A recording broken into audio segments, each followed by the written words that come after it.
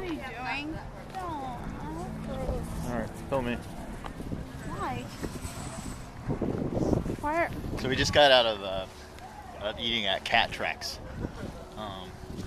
which might be the most expensive place I've ever eaten for stale nacho chips. I totally just missed your entire face and got your nose and your shoulder. Is that right? Well, Yeah. this is an abstract deal.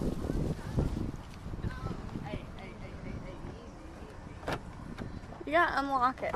There we go. Unlock the door. He's possibly the worst car operator ever.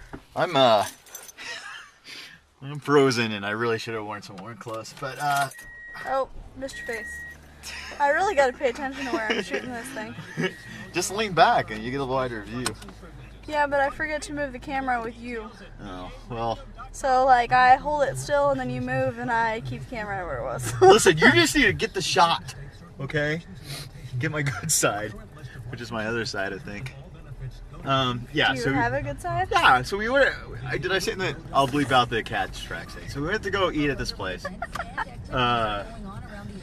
Because we saw.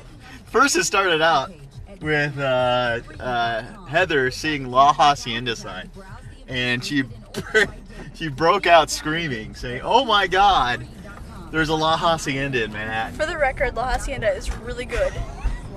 So I flip this massive UE and we go down there and park and everything. We're walking up and I'm like, wow, it's a little small for La Hacienda.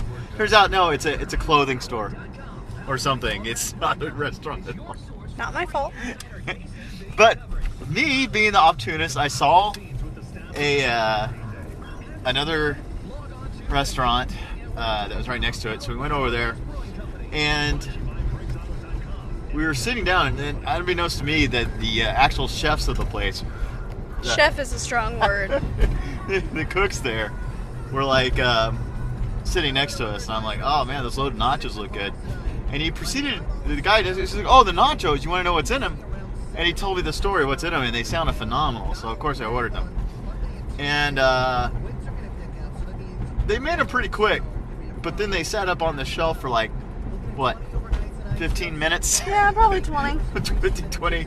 They're just not on a heated shelf either. They just laid them up there ready to order. And I just looked at them and I'm like, well, that's not going to be really warm when they get back. And then when they did get there, and that's service, by the way.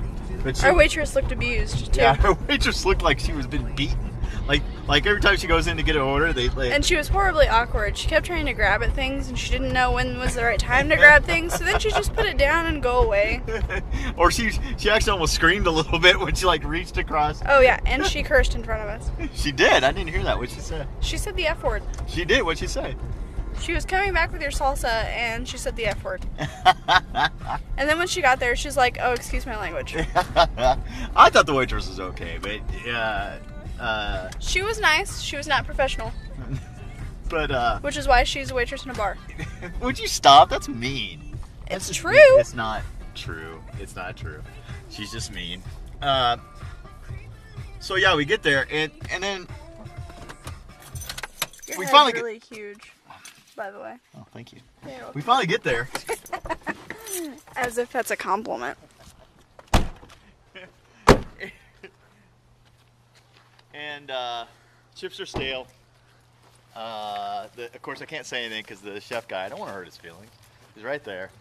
And he's like, how are the chips? And I'm like, they're okay. I was dying for him to ask me how my burrito was. Yeah, because the burrito was not good. And I've got a strong stomach. I'll eat almost anything. I eat my cooking. Which gives people food poisoning. Yeah, I got ptomaine food. Yeah, it was just we were just going and so I can't say anything to the guy. And I'm like, oh, they're great. And then he goes on to tell me how fresh his jalapenos are. And just in my head, I kept thinking, yeah, man, but the chips and everything else, not so great. So that's it for today. That was our restaurant experience.